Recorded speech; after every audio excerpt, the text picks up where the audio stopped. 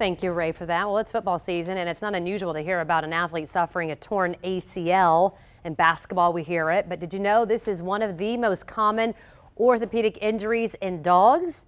Did not know that. IndyVet's Dr. James Speiser knows all about it, though. I brought Rosie to talk to us a little bit. It's different, though, in humans than in our dogs, right? That's absolutely. As you said, it is the most common cause of rear limb lameness and arthritis in dogs. But dogs' disease is different than people. Whereas people, it's a traumatic disease, football field, skiing, or whatever. Yeah. In dogs, it's actually a degenerative disease. It's genetic, where the ligament actually is getting weaker over time. Then with obesity, lack of exercise, and so forth, you may let them go out to potty and they break their cruciate ligament. Now, because it's degenerative, if they break one, you can expect about half of them will break the other one in a short period of time. If we look at Rosie's knee, look at Rosie's knee.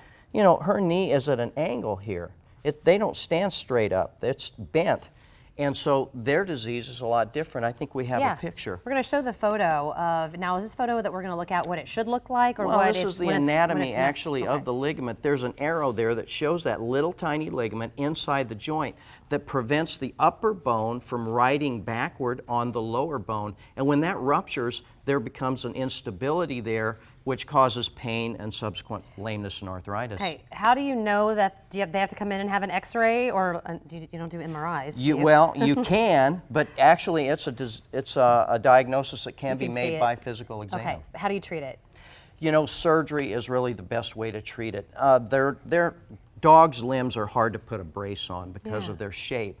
But if we look here on the left, you can actually see this is a preoperative film, and there's a line that cuts across the tibial plateau that's at a big angle compared to the lower bone.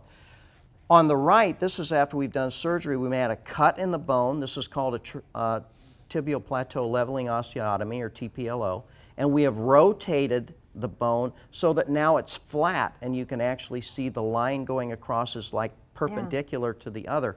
This eliminates then the instability and allows dogs to walk well. We're almost out of time, but we wanted to show this video too because they have to rehab. I mean, you can't just have surgery. I mean, After surgery, you have to have about 8 weeks of not very much exercise, and then rehab is very important. This dog, you can see actually her left rear leg there is shaved and had surgery, and she's in rehab.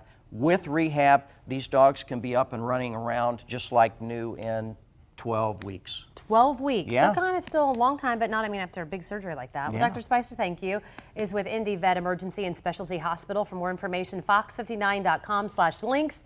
Now you know, had no idea, Jim O'Brien. But thank you. Okay, you're welcome. Informing us, as always. All right, thanks a lot, Ange. We're at 9:06.